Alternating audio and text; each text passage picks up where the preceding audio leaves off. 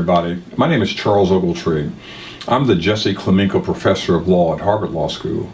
I'm also the founder and the executive director of the Charles Hamilton Houston Institute for Race and Justice at Harvard Law School. In 2005, I opened the Charles Hamilton Houston Institute with great expectations. I have to say that I have been thoroughly impressed with the staff and the hard work we've seen over these last six years. We've been talking about racial inequality, quality education, removing the opportunity gap between blacks and whites, creating opportunities for people to be treated fairly in the criminal justice system, our opposition to capital punishment as it has been carried out in this country, and a lot of other areas. And the sun was shining brightly. So I said to my mother, how can it be hailing when the sun is shining brightly? And she said, come with me, and had me peep through the Venetian blind.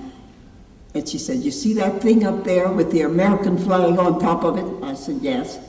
She said, that is a machine gun, and it's shooting at you. Your country is shooting at you. And that's the black church and black political leadership are creating, as a function of the bipartisan indifference for the black underclass, who was off the table. And I'm not going to bother the president, because that ain't the president's problem.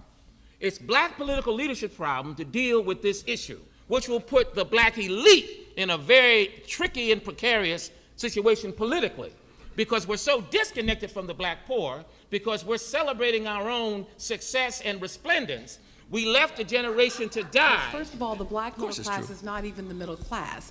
What we know about the black middle class is that it's incredibly vulnerable. And for example, at this moment, what we've seen is a closing of the class divide, in part because of the housing crisis, the economic crisis. The black middle class is... the elites. Whoa. Hey. I'm sorry. Sorry. I know I'm a woman, and yet I'm speaking.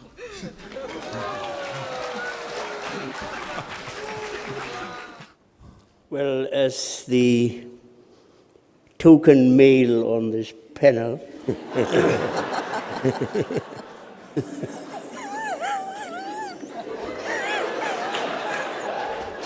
I think you can hold your own.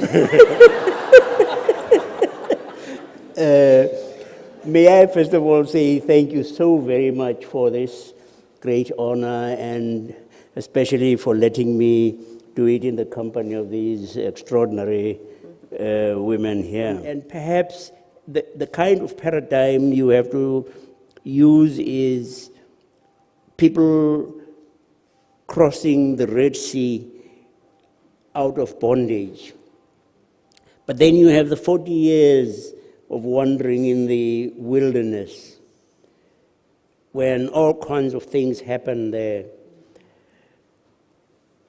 A few have crossed the Jordan into the promised land, but many still languish. And they're becoming impatient. Me, and this is a Zulu word from South Africa that someone shared with me, and I may not get it totally right, but Bishop, you can correct me if I'm wrong, but this word is a word that says, the people are coming together. The people are coming together, and I add, to fight for justice. And that's what we're all here for today, and what this institute is here for today. But it had a different message, which this conference is all about. That is finding pathways to participation and membership. How do we make everyone a part of it? And he says we have to fight.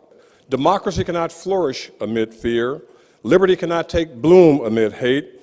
Justice cannot take root amid rage. We must go against the prevailing wind. We must dissent from the indifference. And we tell you, we're going to carry on Charles Hamilton Houston's message that we're going to open up doors that have been closed. We're going to lift as we climb. We're going to make sure that opportunity is available to all, and we can only do that with your support and your blessings. I wish you the best for you and your family, and hope you will support the Charles Hamilton Houston Institute for Race and Justice. Have a great day.